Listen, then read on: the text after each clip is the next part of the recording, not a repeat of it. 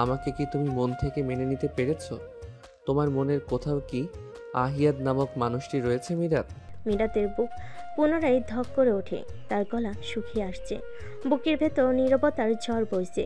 আহিয়াত তার কানের কাছে ফিসফিসে আরো বলে, তুমি আমার কাছে শুধু বউ নামক মানবী নও, তুমি আমার প্রশান্তি, আমার অস্থিরতার উত্তর। আমি শুধু আজ তোমার উত্তর জানাতে চেয়েছি, তোমার মনে আমি নামক মানুষটার জায়গা কতটুকু? মিরাত হাঁসফাঁস করতে লাগলো। আহিয়াদের শান্ত ধীর কণ্ঠ তার বক্ষ পিঞ্জরে ভালোবাসার শিহরণ জাগিয়ে দিচ্ছে। অদ্ভুত শিহরণে তার মন শান্ত হয়ে গেল। সে বিছাতে শুরু করলে আয়াত মিরাতের এক হাত ধরে নিজের কাছে টেনে নেয়। মিরাত ঢোক গিলে সে এখন কি উত্তর দিবে ভেবে চিন্তায় ডুবে যাচ্ছে।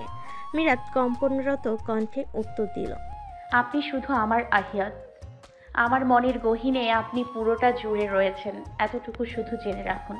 মিরাতের কথা সম্পূর্ণ হতেই আয়াত তার ওষ্ঠধরে মিরাতের নরম গালে ছুঁয়ে দেয়। মিরাত চমকে ওঠে, মনের মাঝে অজানা উত্তেজনা ছড়িয়ে পড়ে। সে জোরে জোরে শ্বাস নিতে লাগলো। আয়াত স্বাভাবিকভাবে দাঁড়িয়ে মিরাতের দিকে মুগ্ধ নয়নে তাকায়। মিরাত আয়াতের দৃষ্টি লক্ষ্য করেছে আগেই। সে লজ্জায় আড়ষ্ট হয়ে মুখ ঘুরিয়ে অন্যদিকে তাকায়। মিরাত কিছু একটা মনে পড়তে তার এক হাত স্পর্শ করলো সেই গালে। আয়াতের করা কাণ্ড তার মনে হতে থাকলো, আর মনে মনে লজ্জা মিশ্রিত হাসি হাসতে লাগলো। আয়াত বোধহয় মিরাতের মনে কি চলছে তা বুঝতে পেরেছে। সে মৃদু শব্দহীন হাসতে লাগলো। এতটুকু বুঝেছে মিরাত ভীষণ লজ্জা পেয়েছে। সে রাত পেরিয়ে সকাল হয়েছে। মিরাত থম মেরে ফাবিয়ার রুমে বসে আছে। মনের মাঝে নানা ভাবনার ঝড় বইছে। মন মেজাজ ভালো নেই, রাতে ঘুম হয়নি। রাত দুইটায় ছাদ থেকে এসে ডাইনিং রুমে বসেছিল সে, আর রাহিয়াত ছাদের রুমে ছিল। মিরাতের মাথা কিছুটা ব্যথা করছে। ঘুম না হয় এমন বিপত্তি সৃষ্টি হয়েছে। বাইরে আরিশা, ফাবিয়া আরও কয়েকজনের শোরগোল শোনা যাচ্ছে। মনে হচ্ছে বাড়িতে কোনো উৎসব লেগেছে। হঠাৎ করে এত শোরগোল কেন? মিরাতের বোধগম্য হলো না। সে চুপচাপ আহিয়াতের বলা কথাগুলো ভাবতে লাগলো। ভাবতে লজ্জায় লাল হয়ে গেল সে। এক হাতে স্পর্শ করল তার গাল। লজ্জা লাল হয়ে লাভ নেই, তাড়াতাড়ি এই মেহেদির ড্রেস পরে সাজগোজ করে রেডি হয়ে নে। আয়শা কয়েকটা শপিং ব্যাগ হাতে তড়িঘড়ি করে ঢুকলো রুমে। মিরাত বুড়ো কুচকে জিজ্ঞেস করলো, মেহেন্দির ড্রেস পরে কি করব?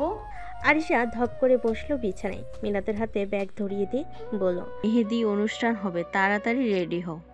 মিরাত বিস্মিত কণ্ঠে বলে উঠল, কার মেহেন্দি, কার বিয়ে? ফাবিয়া রুমে ঢুকতে ঢুকতে প্রত্যুত্তর করল।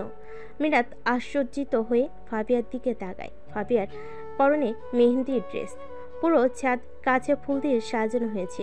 বিভিন্ন রঙের পর্দা দিয়ে ডেকোরেশন করা। ছোট টিপটাপ বাতি আর্টিফিশিয়াল ফুলের সমন্বয়ে সাজানো হয়েছে। ছাদের একপাশে ছোট করে স্টেজ করা হয়েছে, সেখানেও ফুল দিয়ে অনেক সুন্দর করে সাজানো হয়েছে। অল্প সময়ের মাঝেই এর থেকে বেশি আয়োজন করা সম্ভব হয়ে ওঠেনি। মিরাত ছাদে স্টেজে বসে আছে।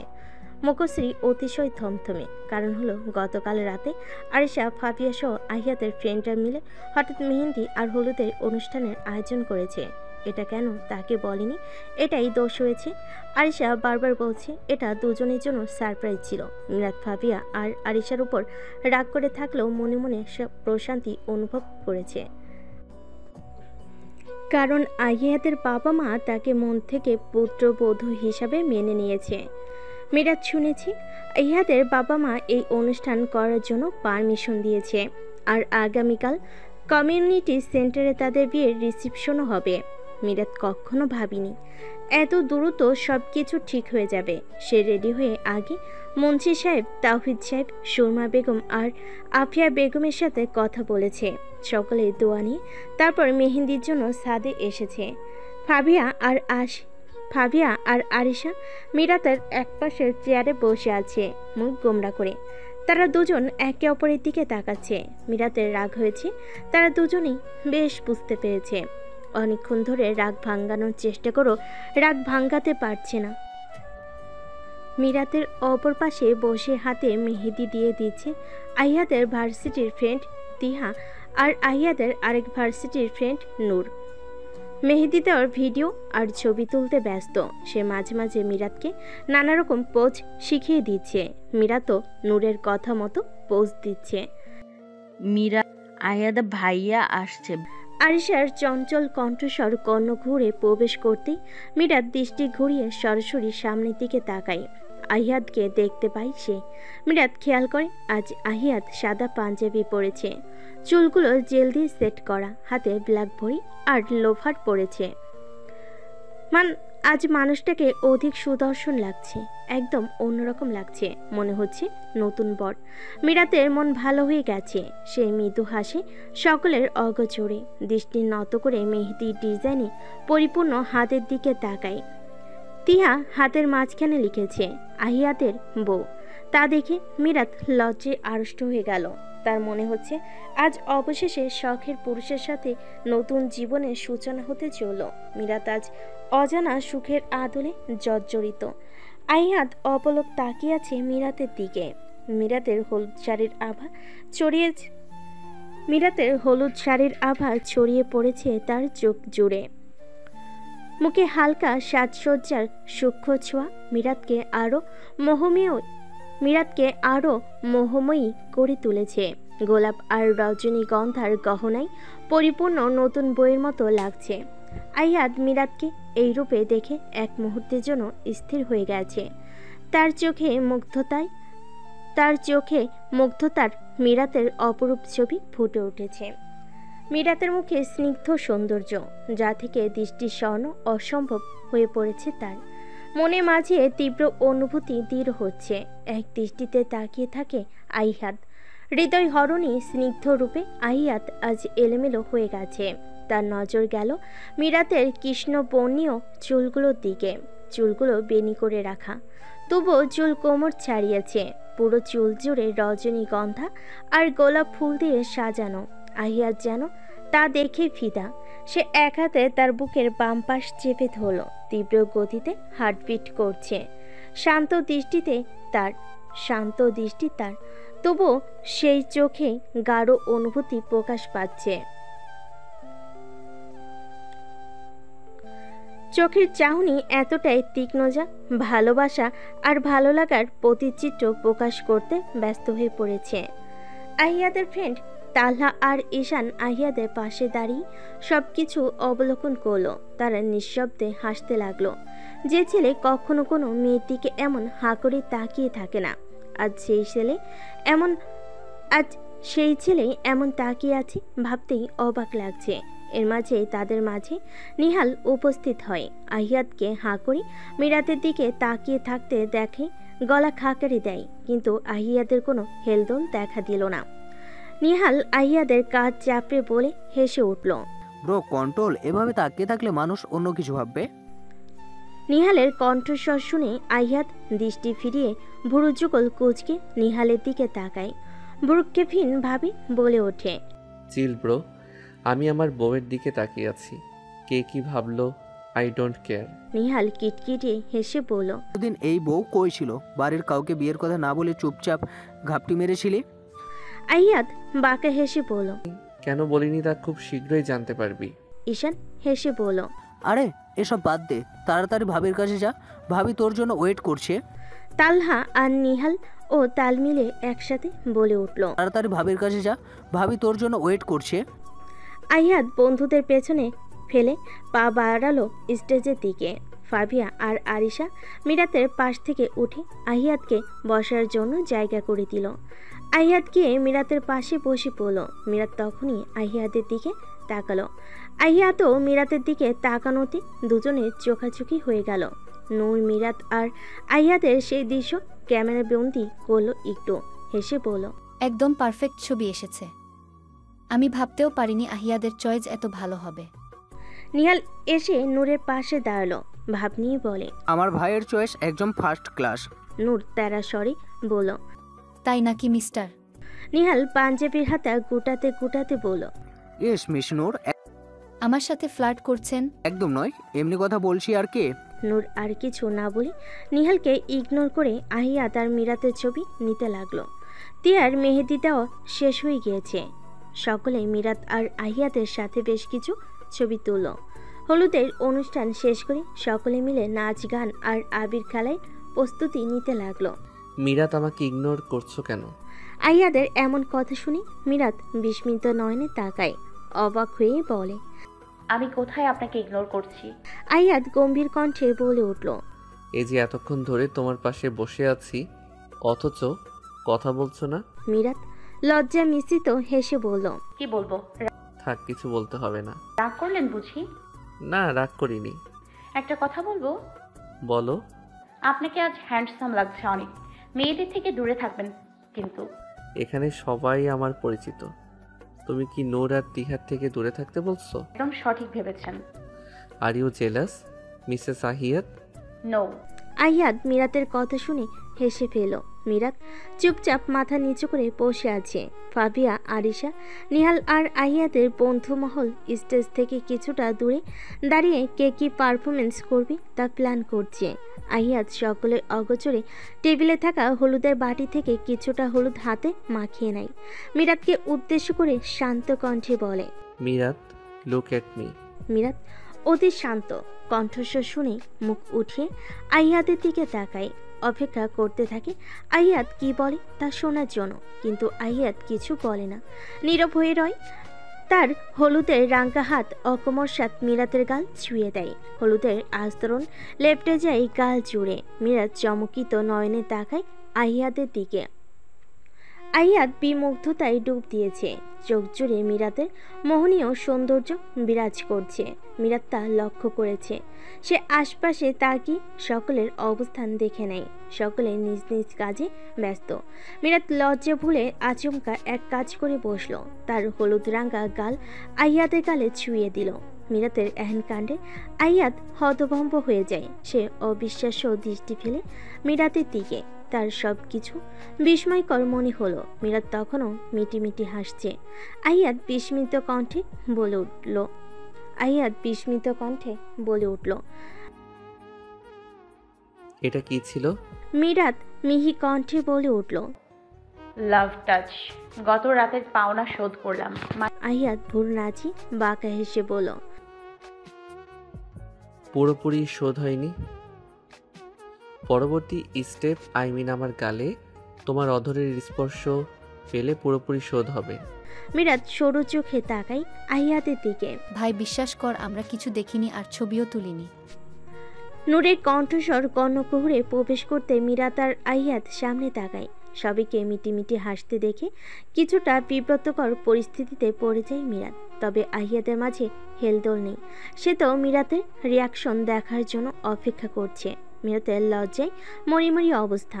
সে হাঁসফাঁস করতে লাগলো। সকলের হাসির শব্দ কানে আসতেই সে লজ্জায় মুখ লুকালো আহিয়াতের বুকে। WhatsApp bro? এই তো একদম বিন্দাস। এত লেট করে আসলি কেন?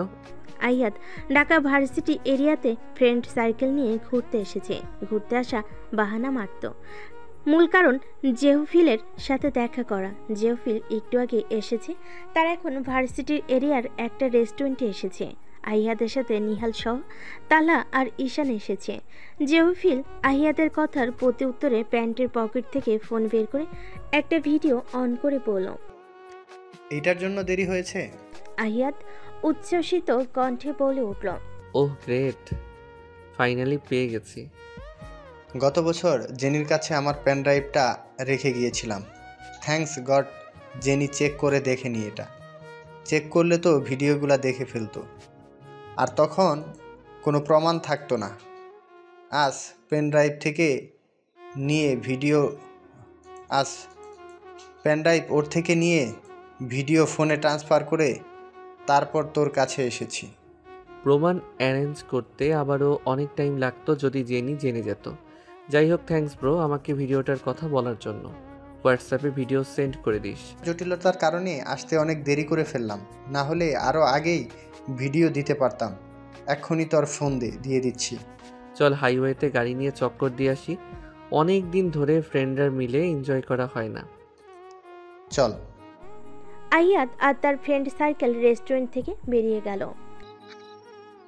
ওয়াও ভাবি, তোমার হাতের মেহেন্দির রং অনেক সুন্দর এসেছে। আরিশা ফাবিয়ার কথা শুনে মিরাতের হাতের দিকে তাকিয়ে বলে, বাহ, অনেক সুন্দর রং এসেছে, আমাদের হাতে তেমন রং আসেনি। নূর ফোন স্ক্রল করতে করতে মজা করে বলল, তোমরা কি জানো, মেহেদির রং যত গা হয় বর বুকে ততটা বেশি ভালোবাসে। বিছানায় মিরাতের পাশেই আরিশা, ফাবিয়া, তিহা আর নূর বসে আছে। নূরের কথা শুনে সবাই হেসে উঠল। মিরাত লজ্জে পেল, তা প্রকাশ করল না। ফাবিয়া হাস্যরত কণ্ঠে বলল, তার মানে ভাইয়া ভাবিকে অনেক ভালোবাসে। তিহা তাল মিলিয়ে বলল, আরিয়াত মিরাতকে কতটা ভালোবাসে তা আমার ছাদে লাইভ টেলিকাস্ট দেখেছি, কত রোমান্টিক, আহা। আরিশা হেসে হেসে সাথে সাথে বলল, আমার বান্ধবী রোমান্টিক হয়ে গেছে, ভাইয়ার গালে নিজের গাল ধারা হলুদ মাখিয়ে দিল। ফাবিয়া হতাশা নিয়ে বলল, আজ কেউ নেই বলে রাতে তার সাথে ছাদের টাইম স্পেন্ড করতে পারি না, এবার মনে হয় বিয়েটা করতেই হবে। মিরাত ফাবিয়ার কথা শুনে চমকে যায়। সে বলে, আমি ফাবিয়া হেলি করে বলল, ওই যে রাতে বৃষ্টি বিলাস আরো অনেক কিছু খেয়াল করেছি, তখনই বুঝেছিলাম তোমাদের মধ্যে কিছু তো একটা আছে। মিরাত চুরি করে ধরা পড়া নেয় চুপচাপ মুখ কাচমাচু করে বসে রইল।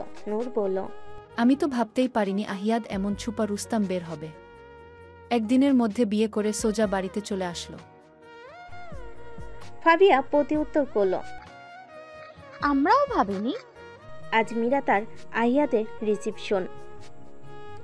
ঢাকার নামি দামি কমিউনিটি সেন্টারে রিসিপশনের আয়োজন করা হয়েছে। আহিয়াদের বড় মামা, ছোট মামা সহ বড় মামি, ছোট মামি আর তাদের ছেলেমেয়েরাও উপস্থিত হয়েছে।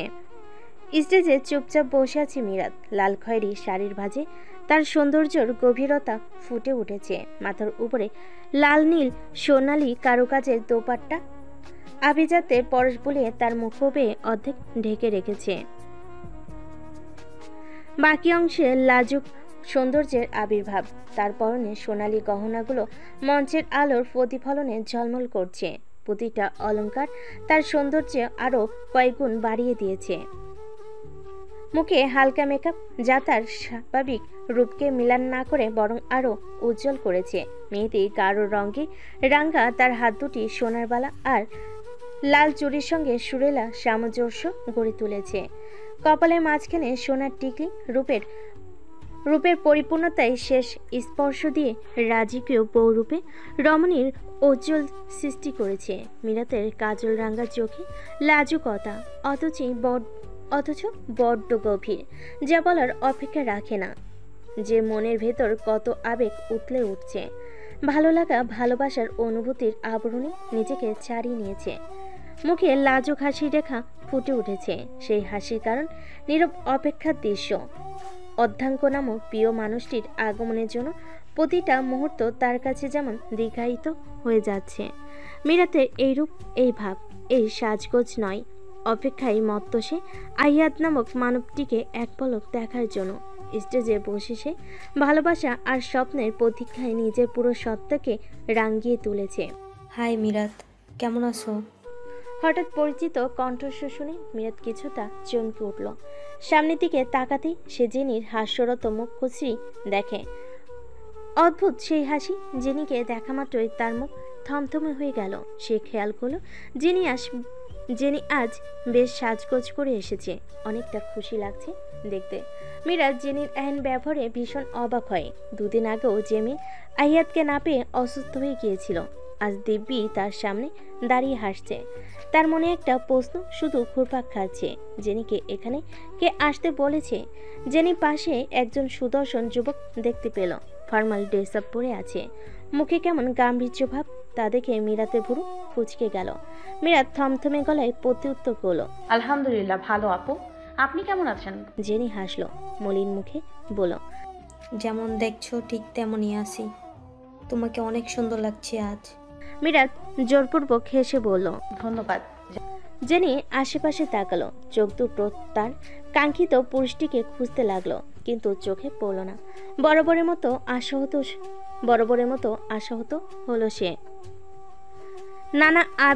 নানা ভাবনায় জর্জরিত হয়েও জেনি মিরাতকে জিজ্ঞেস করলো, আহিয়াত কোথায়? মিরাতের মেজাজ বিগড়ে গেল। আজকে দিনে এসো আহিয়াদের কেন খুঁজতে হবে? এই মেয়ের মতিগতি তার ভালো লাগছে না একদম। গোমরা মুখে বলল, জানি না। ওহো, সমস্যা নেই, আমি খুঁজে নিচ্ছি।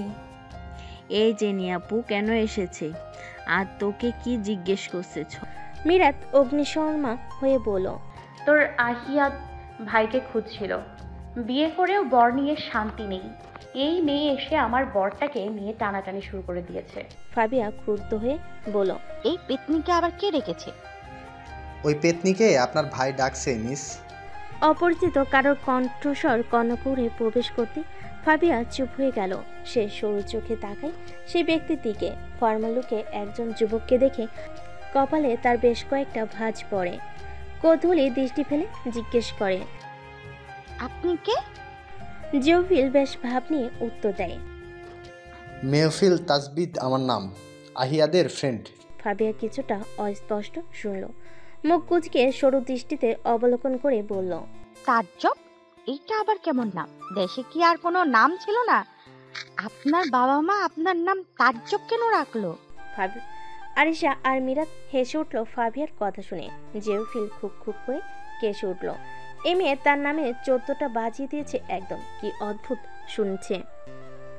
গলা জেরে গম্ভীর কণ্ঠে বলল, তাজ্জব নয়, তাজবিদ আমার নাম। কান পরিষ্কার করুন মিস, না হলে একজন একটা বলবে আর আপনি আরেকটা শুনে বসে থাকবেন। ফাবিয়া চোখ ছোট ছোট করে তেরা স্বরে বলল, আপনার কথা বলার সমস্যা আছে মিস্টার। আপনি ভালোভাবে কথা বলা শিখুন আগে। আপনি যা বলেছেন আমি তাই শুনেছি। জেউফিল বিস্মিত হয়। এ মেয়ে এত কথা বলে কেন? আবার মিথ্যা বলছে। সে বিরক্ত প্রকাশ করে বলল, আপনি এত কথা কেন বলেন? আহিয়াদের বোন এত বাঁচা লাগে তো জানতাম না। ফাবিয়া স্টেজ থেকে নেমে তেরে এসে জেফিলের সামনে দাঁড়ায়। তর্জনী আঙ্গুল উঁচিয়ে রেগে মেগে বলে উঠল, আপনি বাঁচাল, আপনার 14 গোষ্ঠী বাঁচাল, আপনার বউ বাচ্চা সব বাঁচাল। জেফিল ফাবিয়ার কাণ্ডে হতভম্ব হয়ে যায়। সে রাগশ্রী মুখের দিকে তাকায় একবার। ফাবিয়ার বলা কথাগুলো শুনে ভীষণ অবাক হয়। কোনো মেয়ে তার সাথে কখনো এভাবে কথা বলেনি। সামনে দাঁড়িয়ে কথা বলার সাহসও করেনি। আজকেও প্রথম এইভাবে কথা বলার সাহস করল। জেউফিল গম্ভীর কণ্ঠে বলে উঠল, আমার বাবা মাকে নিয়ে আর একটি কথা বললে আমি কিন্তু সহ্য করব না ফাবিহা। আর আর আরেকটি কথা, আমার বউ নেই, বাচ্চা তো দূরের কথা। ফাবিয়া জেউফিলের কথা শুনে থতমত খেলো। সে বিস্মিত হয়ে তাকালো সামনে দণ্ডায়মান মানুষটির দিকে। তার নাম কিভাবে জানলো? আরশা দৌড়ে ফাবিয়ার পাশে এসে দাঁড়ালো। জোরপূর্বক হেসে জেউফিলকে বলল, সরি ভাইয়া, ফাহাবিদার কথা কিছু মনে করো না। জেউফিল ইটস ওকে বলে সেখান থেকে প্রস্থান করলো। ফাবিয়া ভ্যাবলা কান্তের মতো সেখানে দাঁড়িয়ে রইল। আজ বিয়ের আমেজ লেগেছে। সকলের মাঝে আনন্দের জোয়ার। মনে হচ্ছে সবকিছু আনন্দঘন পরিবেশ। যে যার মতো ছবি তুলতে ব্যস্ত। দুপুরে খাওয়া দাওয়া শেষ সকলের। তাবিদ সাহেব তার কোম্পানির এমপ্লয়ীদের সাথে কথোপকথনে ব্যস্ত। সুরমা বেগম তাদের পরিচিত সকলের সাথে মত বিনিময় করছেন। সকলের মুখে হাসি। বোঝার উপায় নেই 2 দিন আগেও এই বিয়েতে নাড়া ছিল, অথচ আজ একদম স্বাভাবিক সবাই। আহিয়াত মিরাতের পাশে বসে আছে। সে কাউকে কল করতে ব্যস্ত। মিরাত পাশে বসে আহিয়াতের কাণ্ডে অতিশয় বিরক্ত প্রকাশ করছে। সে মুখ গোমরা করে বসে আছে। এই তো কিছুক্ষণ আগে ফটোগ্রাফার ছবি তুলল। তখন ফটোগ্রাফের কথা অনুযায়ী দুজনে কাপল পিক তুলেছে, কিন্তু কেউ কারোর সাথে কথা বলেনি। ফ্যামিলি ফটো, ফ্রেন্ড সার্কেলের সাথে ফটো, আলাদাভাবে সকলের সাথে ছবি তুলেছে। মিরাত ভেবে পাচ্ছে না আহিয়াত আজ এত গম্ভীর কেন। কোনো কিছু কি হয়েছে? সে তো আহিতার উপর রাগ করেছে। মহাশয় তার রাগ না ভাঙিয়ে উল্টো মুখ এঁটে কেন বসে আছে? মিরাত বারবার আর চোখে তাকাচ্ছে আহিয়াতের দিকে। আহিয়াত তো নিজের কাজে ব্যস্ত। আশেপাশে তার নজর নেই একদম। নিহাল কমিউনিটি সেন্টারে বাহির হতে ভেতরে প্রবেশ করলো। তটস্থ ভঙ্গিতে দ্রুত আহিয়াতের সামনে উপস্থিত হয়। হাঁপাতে হাঁপাতে বলল, মিনার সাহেব এসেছেন। আহিয়াত? আহিয়াত ফোন স্ক্রল করা বাদ দিয়ে নিহালের দিকে তাকায়। গম্ভীর কণ্ঠে জিজ্ঞেস করে, মিনহাজ আঙ্কেল একা এসেছেন? জেরিন মা আসেনি। ওকে, তুই দ্বিতীয় তলায় 20 নম্বর রুমে নিয়ে যা, আমি আসছি। ঠিক আছে। নিহাল চলে গেল। আইয়াদ ফোন প্যান্টের পকেটে ঢুকিয়ে উঠতে উদ্যত হয়েছে এমন সময় মিরাত আইয়াদের হাত খপ করে ধরে ফেলে। আইয়াদ না উঠে মিরাতের দিকে কপাল কুঁচকে তাকায়। কপাল জুড়ে বেশ কয়েকটা ভাঁজ পড়ল। মিরাত তীক্ষ্ণ দৃষ্টিতে তাকে গমগমে কণ্ঠে বলে উঠল, আপনি এই সুন্দর দিনটা কেন নষ্ট করতে চাইছেন? আইয়াদ ভ্রুক্ষেপহীনভাবে উত্তর দেয়, আমি কারো সুন্দর দিন নষ্ট করছি না। করছেন না তাই তো? তাহলে আজ সকাল থেকে আপনার দেখা একবারও পেলাম না। দুপুরে আসলেন, আমার পাশে বসলেন, কিন্তু একবারও ভালোভাবে কথা বললেন না। এমন কেন করছেন? একটু বিজি আছি। তুমি আমায় ভুল বুঝছো। Try to understand Mirat. আমি খুব টেন্সড এখন, পরে কথা বলছি। জেনি আপুকে আপনি ইনভাইট করেছেন? আইয়াদ নিবিড় দৃষ্টি ফেলে মিরাতের উদ্বেগী ভরা মুখের দিকে তাকায়। করুণ চোখে তার দিকে তাকিয়ে আছে। আইয়াদ কিছুটা নরম হলো। সে নিজেকে স্বাভাবিক করে বলল, জেনি বাবার সাথে দেখা করতে এসেছে, এমন কি ওর বাবাও এসেছে আজ? মিরাত উদ্বিগ্ন হয়ে বলল, কেন এসেছে? আইয়াদ দৃঢ় কণ্ঠে বলে উঠল, প্রতারণার পরিসমাপ্তি ঘটাতে। তবে আজ কেন? প্রমাণ কাছে রেখে চুপচাপ বসে থাকা বোকামি ছাড়া আর কিছুই না।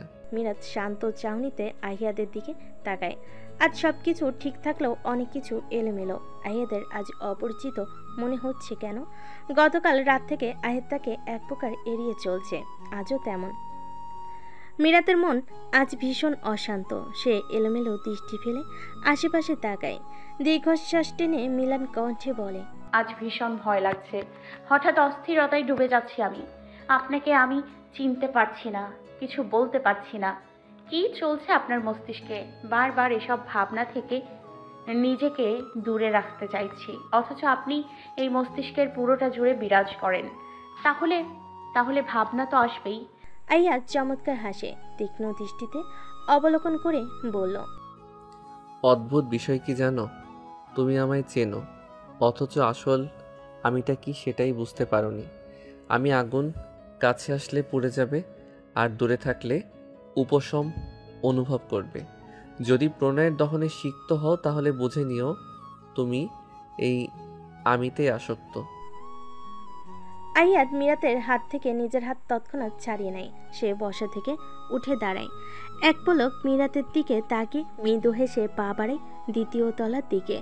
মিরাত এক দৃষ্টিতে সেদিকে তাকিয়ে থাকে, বিড়বিড় করে বলে, আপনি আমাদের এভাবে ঠকালেন মিস্টার মিনহাজ। ভাবতে ঘৃণা লাগছে। আপনাকে বন্ধু ভেবে আহিয়াদের বিয়ে আপনার মেয়ের সাথে দিতে চেয়েছিলাম।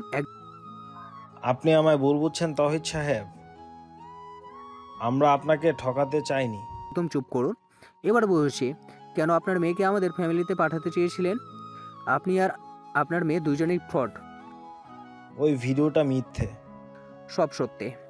তাহিদ সাহেব রেগেমেগে দাঁড়িয়ে আছেন। তার সামনে মাথা নিচু করে দাঁড়িয়ে আছে মিনহাজ সাহেব। তিনি তার কৃতকর্মের জন্য অনুতপ্ত। এখন বুঝছেন এসব করা একদম উচিত হয়নি। শ্বাসরুদ্ধকর পরিস্থিতি বিরাজ করছে রুম জুড়ে। তাহিদ সাহেব রেগেমেগে অস্থির। নিহাল তাহিদ সাহেবকে শান্ত করতে ব্যস্ত হয়ে পড়েছে। মিনহাজ সাহেব মাথা নিচু করে বসে আছেন একটা চেয়ারে। লজ্জাজনক পরিস্থিতিতে পড়েছেন তিনি ভেবে পাচ্ছেন না ভিডিওটা কিভাবে আহিয়াদের হাতে পৌঁছালো, কে এই ভিডিও দিল। আয়াদ রুমের দরজা খুলে প্রবেশ করলো তখনই তার সাথে জিওফিল আর জেনিও প্রবেশ করেছে। জেনি রুমে প্রবেশ করতে মিনাজ সাহেবকে দেখে চমকে গেল। পা বাড়িয়ে এসে বাবার কাছে গেল। মিনাজ সাহেব কারোর উপস্থিতি বুঝতে পেরে চোখ কুচিয়ে সামনে তাকায়। জেনিকে কাচুমচু ভঙ্গিতে দাঁড়িয়ে থাকতে দেখে জল শক্ত হয়ে যায়। কঠিন স্বরে বলে উঠল, তুমি এখানে কি করছো? জেনি কঠিন কণ্ঠ শুনে ভয় পেয়ে যায়। আমতা আমতা করে বলে, আহিয়াত আমায় ইনভাইট করেছিল। লজ্জা করছে না তোমার? ইনভাইট করেছে তাই আমাদের না জানিয়ে চলে আসবে? আম সরি। মিনাজ সাহেব আর কিছু বলেন না, চুপচাপ বসে রইলেন। আহিয়াত তার বাবার কাছে যায়। নিচু স্বরে কিছু একটা বলতে তাহিদ সাহেব পাঞ্জাবির পকেট হতে কল করল কাউকে। প্রায় 2 মিনিট কথা বলে যথাস্থানে ফোন রেখে মিনহাজ সাহেবের সামনে এসে দাঁড়ায়। গমগমে কণ্ঠে প্রশ্ন করে, মিস্টার মিনহাজ, আজ থেকে বিজনেস আপনার সাথে আমার পার্টনারশিপের চুক্তি ক্যান্সেল করলাম। আপনি যে এই পার্টনারশিপের পিছনে আমার তিলে তিলে গড়ে তোলা ব্যবসার সাম্রাজ্য দখল করার মতলব করেছিলেন, এটা জানার পর থেকে সিম্পলেস হয়ে গিয়েছে। এই কাজটা যেন সহজ হয়, তাই আহিয়াদের সাথে জেরিনের বিয়ে দিতে চেয়েছিলেন। এত বড় গেম খেললেন, অথচ আমি বুঝতে পারলাম না কেন এমনটা করলেন। মিনাজ সাহেব অনুতপ্ত হয়ে বলেন, আই এম সরি মিস্টার তাওহিদ, আমি এমনটা করতে চাইনি, তবু করে ফেলেছি। এখন নিজের কাজে নিজে লজ্জিত বোধ করছি। আপনার কোম্পানি বেশ কয়েকটা বছর ধরে বড় বড় কোম্পানি থেকে অর্ডার পাচ্ছিল, এই কারণে আমার কোম্পানির বড় লস হয়। কেউ আমার কোম্পানির সাথে ডিল করতে চাচ্ছিল না, এতে কর্মচারীদের বেতনও দিতে পারছিলাম না। এমনভাবে বেশ কয়েক মাস চলতে থাকে, তবে আমি এসব মেনে নিতে পারছিলাম না। এরপর একদিন আহিয়াতকে আমাদের বাড়িতে দেখি। যেহেতু আপনি বড় বিজনেসম্যান, তাই আপনার পরিবারের সকলকে চিনতাম। আহিয়াতকে সেদিন চিনতে পেরেছিলাম। তারপর প্ল্যান করতে থাকি, জেনিকে এই প্ল্যানে সামিল করি। সেও আমার কথাতে রাজি হয়ে যায়। তারপর বিয়ের কথা আপনাকে জানালাম, সকলে রাজি হয়ে গেলেন। কিন্তু হঠাৎ জেনি এসে বলল সে সত্যি আহিয়াতকে ভালোবেসে ফেলেছে, সে চায় না আপনার কোম্পানিকে ডাউন করতে। আমি তবুও ব্ল্যাকমেল করে অভিনয় চালিয়ে যেতে বলি। জেনিকে বলেছিলাম যদি আমার কথা মতো কাজ না করে তাহলে বিয়ে ক্যান্সেল করে দেব। সে ভয়ে এতদিন চুপ করে থেকেছে। আমার মেয়ের কোনো দোষ নেই। জেনি আতঙ্কিত হয়ে গেল। সে ভর্ত দৃষ্টি ফেলে আহিয়াতের দিকে। আহিয়াত মুঠিবদ্ধ করে রক্তচক্ষু চাহনিতে তাকিয়ে আছে মিনাজ সাহেবের দিকে। এই চাহনি যেন হিংস্রতার প্রকাশ, বাঘের মতো যে কোনো সময় হামলে পড়বে শিকারের দিকে। জেনি ঢোক গিলে তাউদ সাহেবের সামনে নতজানু হয়ে দাঁড়ায়, ভর্ত ভঙ্গিতে বলে উঠল, আঙ্কেল, আমাকে ক্ষমা করে দিন। আমি জানি ভুল করেছি, মিথ্যে বলেছি, আপনাদের ঠকিয়েছি। তবে এত মিথ্যের মাঝেও একটা সত্যি আছে, আমি আহিয়াতকে ভালোবাসি। আপনি এটা বিশ্বাস করবেন কিনা জানি না। যদি আহিয়াতের সাথে আমার বিয়েটা হতো তাহলে কখনো আমি আপনাদের কোম্পানিতে ক্ষতি হতে দিতাম না, বাবার কথা মানতাম না। তাউদ সাহেব গম্ভীর মুখে শুনল, তবে প্রতি উত্তর করল না। জেনি একটু থেমে আবার বলে, সব সত্যি আপনার সামনে। এখন আপনি আমাদের পুলিশে দিতে চাইলে দিতে পারেন। আইয়া তীক্ষ্ণ দৃষ্টিতে তাকিয়ে গম্ভীর কণ্ঠে বলে উঠল, একজন ঠকবাজের মুখে ভালোবাসার কথা মানায় না। তোমায় ফ্রেন্ড ভাবতেও আমার ঘৃণা হচ্ছে। আমি আগেই বুঝতে পেরেছিলাম এমন কিছু চলছে তোমাদের মাথায়, আজ তা প্রমাণও করে দিলাম। থ্যাঙ্কস টু জেফিল, ওর জন্যই ভিডিওটা আমার হাতে। জেনি অবিশ্বাস্য চাহনিতে জেফিলের দিকে তাকায়। সে অবাক হয়েছে জেফিলও আহিয়াতের সাথে আছে, তবে কিসের ভিডিও এটা? সে কৌতূহল মেটাতে জিজ্ঞেস করল, কিসের ভিডিও? জেফিল তার ছেলের হাসি হাসে, হাসি বজায় রেখে তেসরা ভঙ্গিতে বলল, মিস্টার ইশরাক হোসেন আর তোমার বাবা আহিয়াদের কোম্পানি হাতিয়ে নেওয়ার জন্য যে গোপন ডিল করেছিল সেই ভিডিও। জেনি আতঙ্কগ্রস্ত হয়ে পড়ল, তুমি কিভাবে জানলে? সেদিন ফোনে কথা বলার জন্য বিকেলে ছাদে যাই, গিয়ে দেখি কোম্পানি নিয়ে আলোচনা হচ্ছে। আমি নিচে আসব এমন সময়ই তৌহিদ আঙ্কেলের কোম্পানির নাম শুনে থেকে যাই। ভালোভাবে কথাগুলো শুনে বুঝতে পারি এটিএফ গ্রুপ অফ কোম্পানি হাতিয়ে নেওয়ার পরিকল্পনা চলছে। আমি ভিডিও করি, তারপর কাজের বাহানা দিয়ে হোটেলে গিয়ে ভিডিও পেনড্রাইভে সংরক্ষণ করি, ফোন থেকে ডিলিট করি। এরপর একটা ভুল হয়েছিল। সেই দিন রাতে খবর আসে আমার মম খুব অসুস্থ। আমার কাছে তোমার ল্যাপটপ ছিল, সেটা তোমার রাতে ফেরত দিয়েই ভোরের ফ্লাইটে চলে যাই। সেই ল্যাপটপের সাথে পেনড্রাইভটাই ছিল। মমের অসুস্থতার জন্য তা ভুলে গিয়েছিলাম। তারপর একদিন আহিয়াত কল করে তোমার বিষয়ে অনেক কিছু জিজ্ঞেস করলো। সেই দিন বলে দিয়েছিলাম সেই ঘটনা। তারপর আবারও আসলাম সেই পেনড্রাইভ তোমার থেকে নিতে, আহিয়াতকে দিলাম। তারপর আবারও আসলাম সেই পেনড্রাইভ তোমার থেকে নিয়ে আহিয়াতকে দিতে। একটা কথা কি জানো, এখন প্রমাণ ছাড়া কেউ কোনো কথা বিশ্বাস করে না। তার মানে এসবে তুমি ইনভলভ ছিলে? জেনি ধপ করে বসে পড়ে মেঝেতে। তার মস্তিষ্ক শূন্য। আহিয়াতের ফ্যামিলিকে ধোকা দেওয়া উচিত হয়নি। সে তো বাবার কথাই কাজটা করেছে, ভালোবাসার মানুষটিকে পাওয়ার জন্য কাজটা করেছে। কিন্তু এত কিছু করেও কোনো লাভ হয়নি। অবশেষে সবটা জেনে গেল। তার সত্য ভালোবাসাও সকলের কাছে ছলনার পরিচয় পেল। কারোর ক্ষতি চাইলে নিজের ক্ষতি হয়, এটাই সত্যি। আজ জলযন্ত্র প্রমাণ পেল সে। হু করে কেঁদে উঠল জেনি। অনুশোচনায় দগ্ধ হয়েছে সে ভুল আর ভালোবাসা পাওয়ার পন্থা ভুল। সে ভুল, তার ভালোবাসা পাওয়ার পন্থা ভুল। বাবার কথাই সাই দিয়ে তার ভুল হয়েছে। তাহিদ সাহেব ইশরাক হোসেনের কথা শুনে আশ্চর্য হয়েছেন। ইশরাক হোসেন তার বিশ্বস্ত একজন কর্মচারী। তিনি কোম্পানির অধিকাংশ খবরাখবর জানেন। তার মানে এতদিন কোম্পানির সকল তথ্য মিনহাজ সাহেবকে দিচ্ছিলেন। ভাবতে রাগে গমগম করতে লাগলো। আহিয়াত তাওহিদ সাহেবকে উদ্দেশ্য করে বললেন, ইশরাক হোসেন তোমার পার্সোনাল অ্যাসিস্ট্যান্ট, তাই না? তাওহিদ সাহেব গম্ভীর কণ্ঠে বললেন। আহিয়াত জল শক্ত করে কাঠিন্যতা নিয়ে বলল, ইফতির বাবা ইশরাক হোসেন আবারও ইফতির সাথে সম্মুখীন হওয়ার সময় চলে এসে গেছে। এবার বুঝলাম ইফতি কার স্বভাব পেয়েছে। ছেলে একটা ক্যারেক্টারলেস আর বাবা একটা ফ্রড। একদম পারফেক্ট ফ্যামিলি ক্যারেক্টার কম্বিনেশন। শালা কুকুরের জাত। নিহালের ফোন কল আসলো এর মাঝে। সে তাড়াহুড়ো করে কথা শেষ করলো। কয়েকবার এগিয়ে এসে আহিয়াতের কাঁধে হাত রেখে শান্ত কণ্ঠে বলে, বাইরে পুলিশ এসেছে ইশরাক হোসেনকে গ্রেপ্তার করতে। মিনহাজ সাহেবকে গ্রেপ্তার করবেন, ওনাকে নিয়ে যেতে বললেন।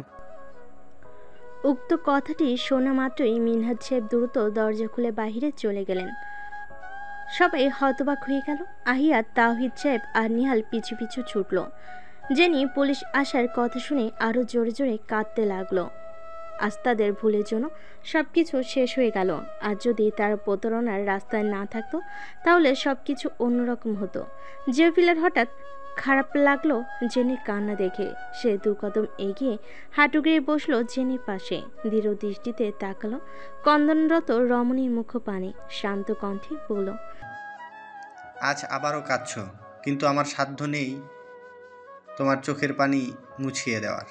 জেফিলের শীতল কণ্ঠস্বর কর্ণকুড়ে প্রবেশ করতে জেনি চমকে তাকায়। কান্না বন্ধ হয়েছে তার। কৌতূহলী চোখ জেফিলের দিকে নিবদ্ধ।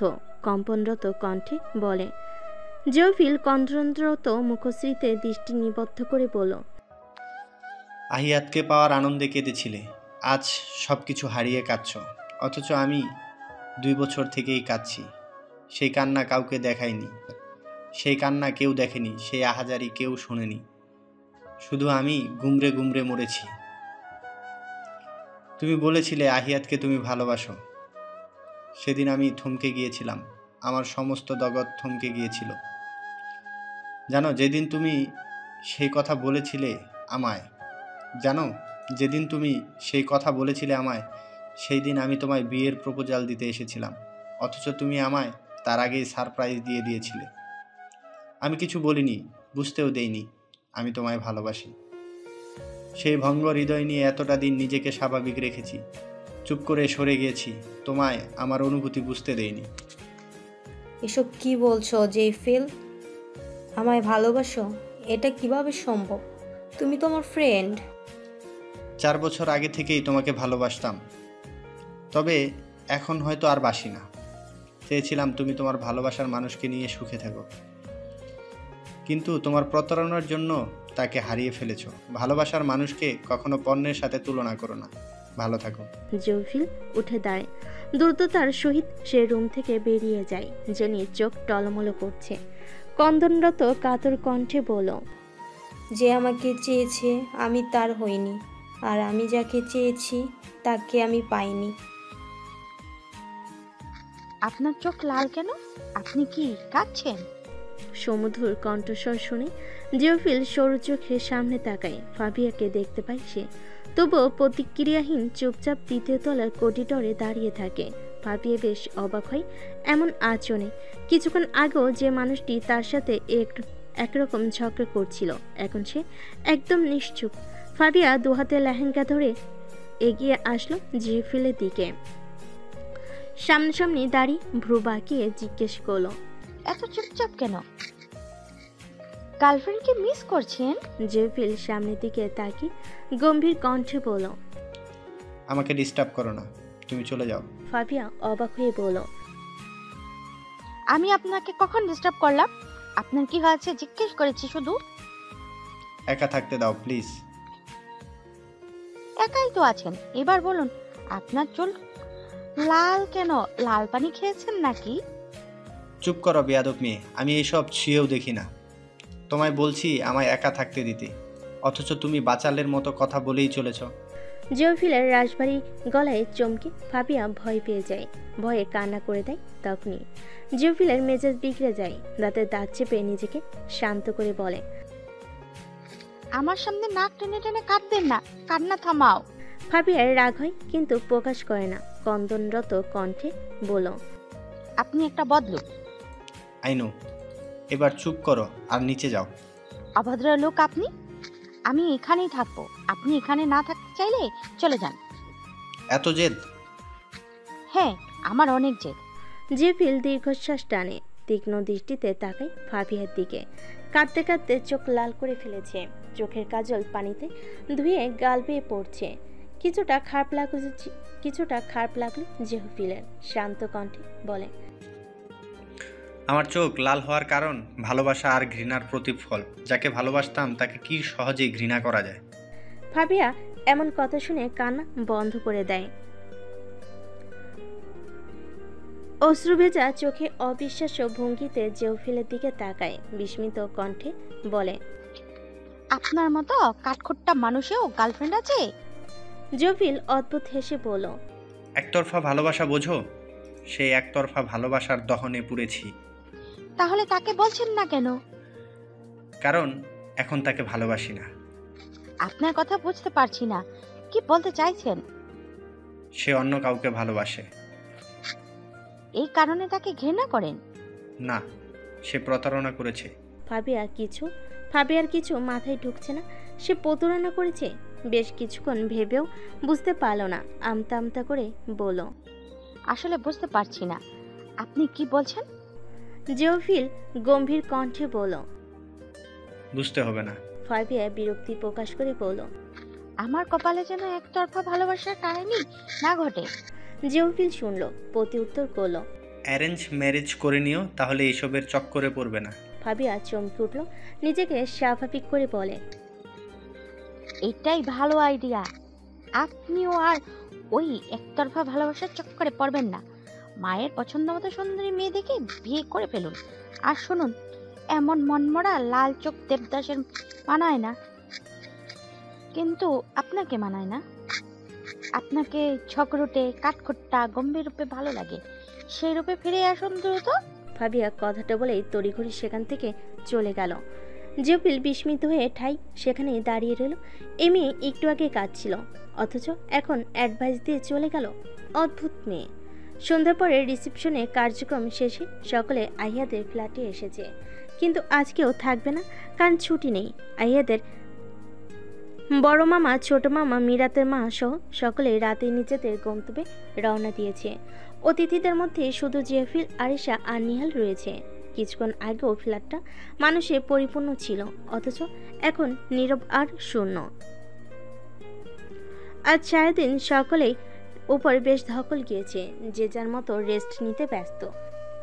পুরো ফ্ল্যাট জুড়ে মরিচবাতি দিয়ে লাইটিং করা হয়েছে, আর্টিফিশিয়াল ফুল দিয়ে প্রতিটি ফুলও সাজানো। দেখে মনে হচ্ছে সদ্য সাজানো বিয়ে বাড়ি। আহিয়াদের রুম আজ ফুল দ্বারা পরিপূর্ণ। গোলাপ, রজনীগন্ধা আর আর্টিফিশিয়াল ফুল দিয়ে সাজানো হয়েছে পুরো রুম। কাঁচা ফুলের গন্ধে পুরো রুম মোমো করছে। বিছানা সংলগ্ন দেওয়ালে বড় আকারের ফটো ফ্রেম ঝুলছে, সেখানে মানব মানবী একে অপরকে দেখতে ব্যস্ত। লাল শাড়ি পরিহিতা নববধূ রূপে মানবী লজ্জা মিশ্রিত হাসিতে মাতোয়ারা করে তুলেছে শেরওয়ানি পরিহিত মানবকে।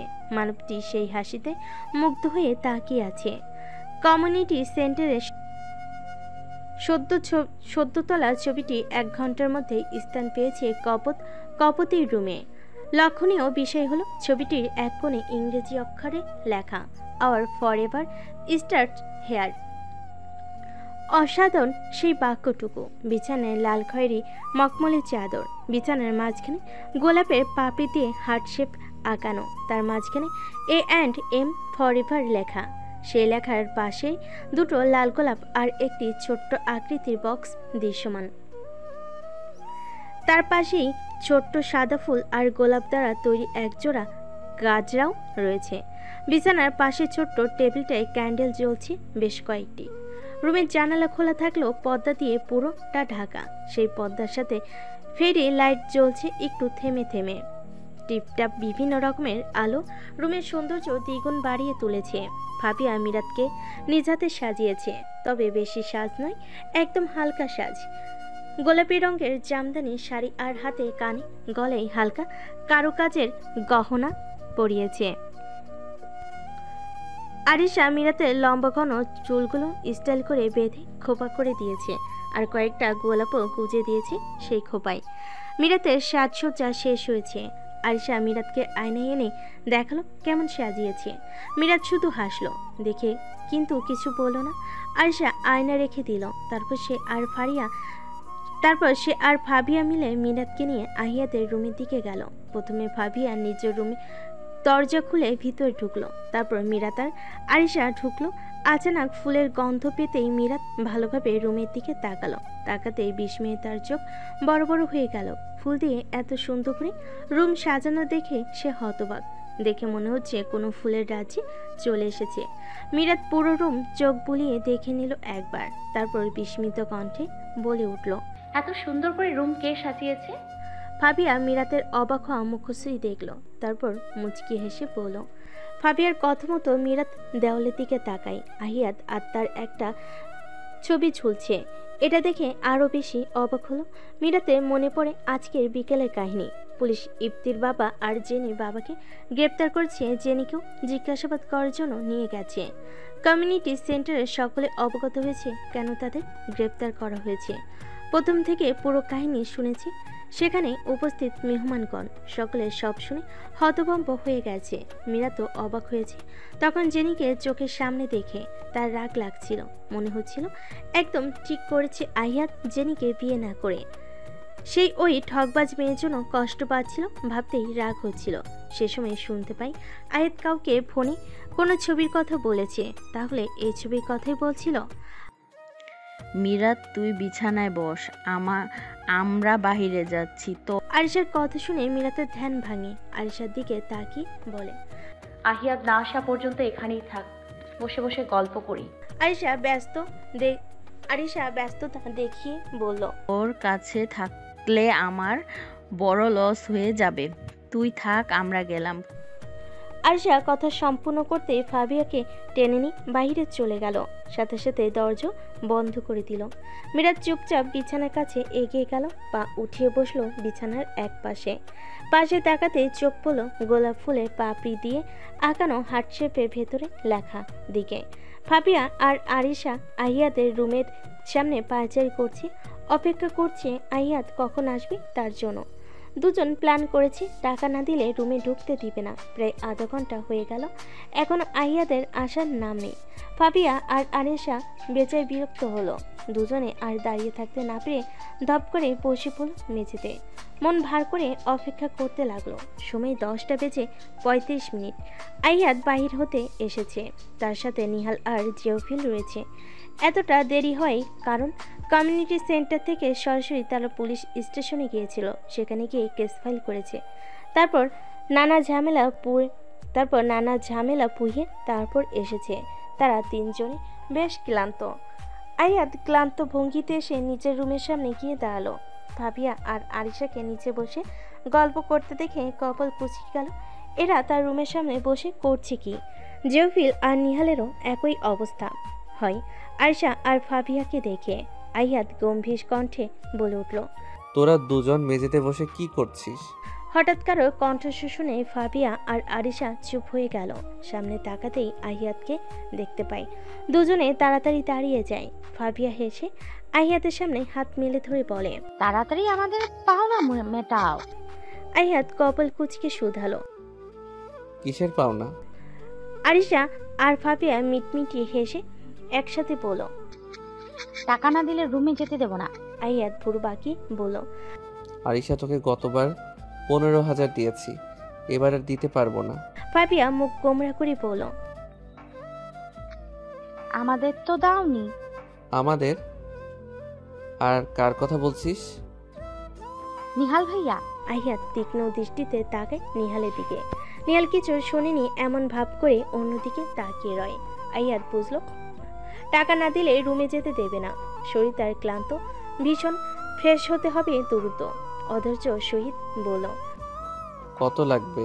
ফাবিয়া উচ্ছ্বাসিত কণ্ঠে বলল, 30,000 হলেই হবে। আইয়াত পকেট থেকে মানি ব্যাগ বের করলো। 30,000 টাকার নোট বের করে ফাবিয়ার দিকে ধরিয়ে দিল। ফাবিয়া আর আরিশা খুশি হয়ে দরজার সামনে থেকে সরে দাঁড়ালো। আইয়াত ক্লান্ত ভঙ্গিতে দরজা খুলে রুমে প্রবেশ করে ধপ করে দরজা বন্ধ করে দেয়। ফাবিয়া সবাইকে উদ্দেশ্য করে বলে উঠল, গাইস, আমরা রুমে সবাই আসো, এখন টাকা ভাগাভাগি করব। কথাটা বলে ফাবিয়া উচ্ছ্বাসিত হয়ে দৌড়ে নিজের রুমে চলে গেল। আরিশা আর নিহালও গেল পিছু পিছু। জেফিল আর যায় না, সে ছাদের দিকে রওনা হয়। মিরাত পুরো রুম দেখতে ব্যস্ত থাকলেও অপেক্ষা করছিল আহিয়াতের জন্য। রাত 10টা পেরিয়ে গেছে অনেকক্ষণ আগে। হঠাৎই দরজা বন্ধ করার শব্দে মিরাত চমকে ওঠে। আতঙ্কিত হয়ে তাকায় দরজার দিকে। আইয়াদকে রুমে প্রবেশ করতে দেখে শান্ত হয় তার মন। আইয়াদ এসে বিছানার পাশের ছোট্ট টেবিলে ফোন আর মানিব্যাগ রাখে। তারপর আলমারি থেকে জামা কাপড় নিয়ে ওয়াশরুমে ঢুকে যায়। তবে ওয়াশরুমে দরজা লাগানোর আগে মিরাতকে বলে, আমি খেয়াল করেছি তুমি রুমে আছো, ফ্রেশ হয়ে এসেও কথা বলছি। আইয়াদ দরজা আটকে দেয়। মিরাত হতভম্ব হয়ে শুধু দেখল। আজ আবারও মনে পড়ে গেল বিয়ের সেই রাতের কথা। আইয়াদ তাকে রুমে দেখেও ইগনোর করেছিল। সেদিন তেমন কথা বলেনি। কিছুক্ষণ পরে আইয়াদ ওয়াশরুম থেকে বেরিয়ে আসে। পরনে শুভ্র রঙের পাঞ্জাবি আর ট্রাউজার, চুলগুলো ভেজা, এলোমেলো হয়ে কপালে এসে পড়েছে। মিরাত অপলক চেয়ে রইল আইয়াদের দিকে। শুভ্র পাঞ্জাবিতে মানুষটিকে মোটো মন্দ লাগছে না। অদ্ভুত এক সৌন্দর্য যেন ঘিরে ধরেছে। আহিয়াত মিরাতের চাহনি লক্ষ্য করে। সে পা গলিয়ে বিছানায় বসা মিরাতের দিকে যায়। দুহাতে চুল ঠেলে পেছনের দিকে দেয়। তারপর স্বাভাবিকভাবে বলল, চল একসাথে নামাজ পড়ি। অজু করেছো? মিরাত তৎক্ষণাৎ চোখ সরিয়ে নেয়। লজ্জায় মুখ নিচু করে অস্পষ্ট স্বরে বলল। আইয়াদ আর কিছু বলে না, দুটো জায়নামাজ বের করে।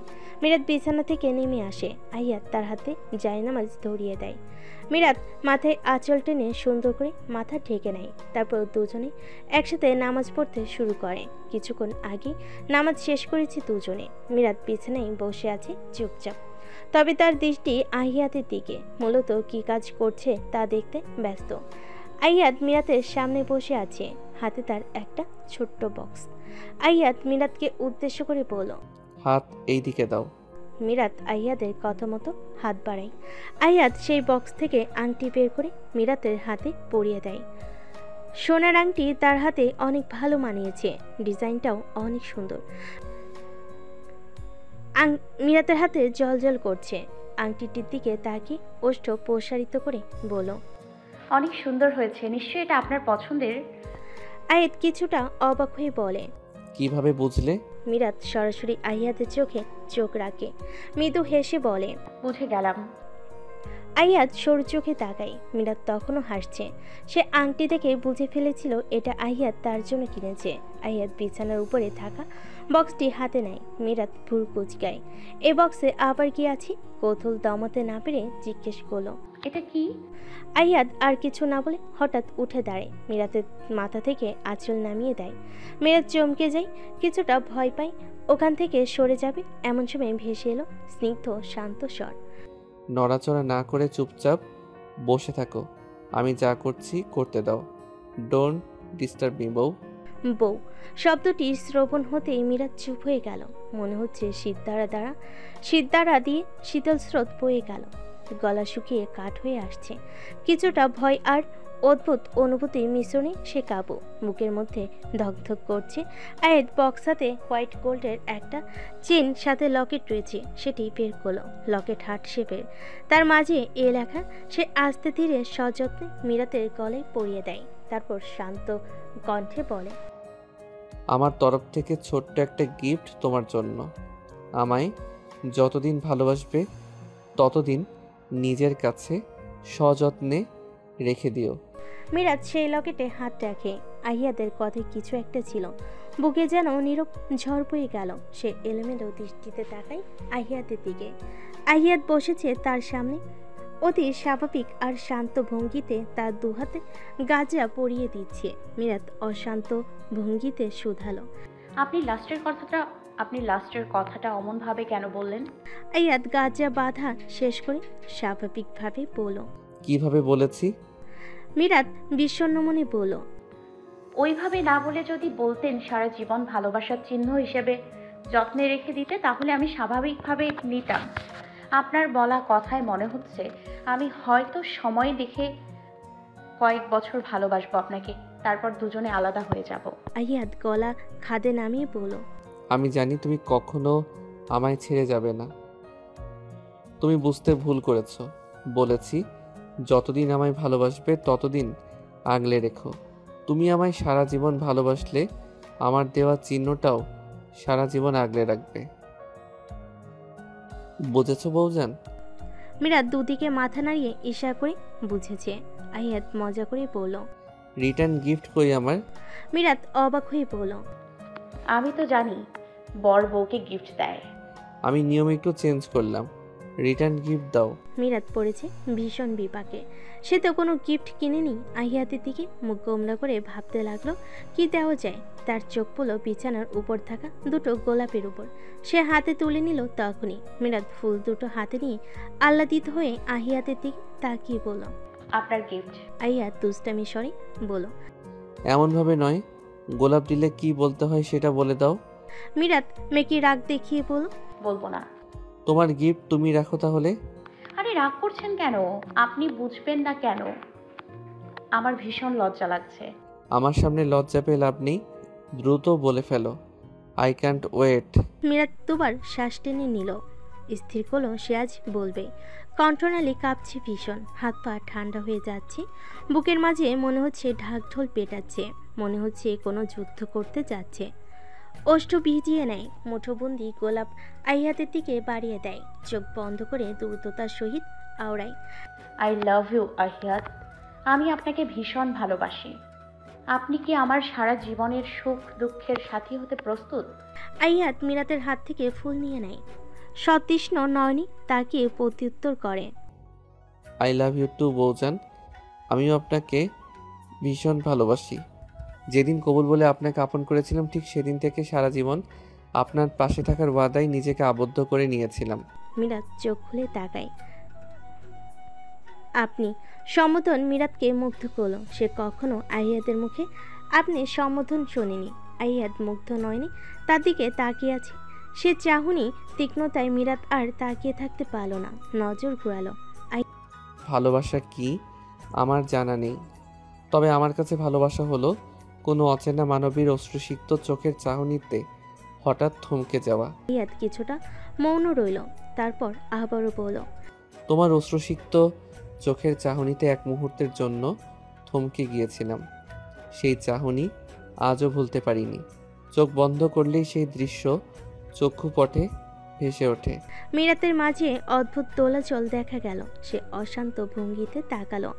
আহিয়াতের আজও মনে পড়ে সেই প্রথম দেখার কথা। হঠাৎ দেখা, হঠাৎ বিয়ে, অদ্ভুত অনুভূতি, সব মিলে এক অদ্ভুত নিয়তি।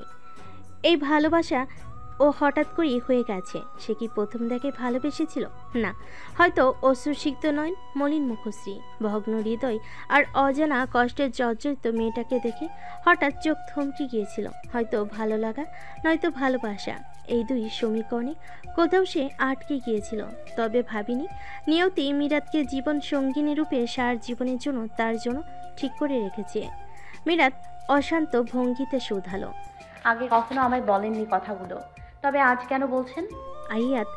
আহিয়াত মিরাতের দৃষ্টি খেয়াল করে বলল, কারণ আজ রাতটা আমাদের জন্য স্পেশাল। কিছু অব্যক্ত কথা ব্যক্ত করলেও অব্যক্ত অনুভূতি অনেক। আজ অনেক ক্লান্ত তুমি, ঘুমিয়ে পড়ো, আমি লাইট অফ করে দিচ্ছি। মিরাত এহেন কথাই অবাক হলো। সরু চোখে তাকিয়ে থাকলো আহিয়াতের দিকে। আহিয়াত চোখ দিয়ে ইশারা করলো শুয়ে পড়ার জন্য। মীরা তার কিছু বলে না, সে চুপচাপ একপাশে শুয়ে পড়লো। আহিয়াত পাঞ্জাবি পাল্টে টি শার্ট আর ট্রাউজার পরে আসে। রুমের লাইট অফ করে মীরাতের পাশে শুয়ে পড়ে। দুজনের চোখে ঘুম নেই, দুজনেই নিজেদের জগতে নানা চিন্তা ভাবনায় ব্যস্ত। মীরাত একটু পরপর নড়ছে, শাড়ি পরে ভালোভাবে ঘুমাতে পারছে না। আহিয়াত তা খেয়াল করে গম্ভীর কণ্ঠে বলল, শাড়ি খুলে কমফোর্ট ড্রেস পরে এসো। মীরাত মাথা নিচু স্বরে উত্তর দেয়, না আমি ঠিক আছি। আহিয়াত বিড়বিড় করে বলল। বুঝতেই পারছি কেমন ঠিক আছো। মীরাত কিছু শুনতে না পেয়ে বলল, কিছু বললেন?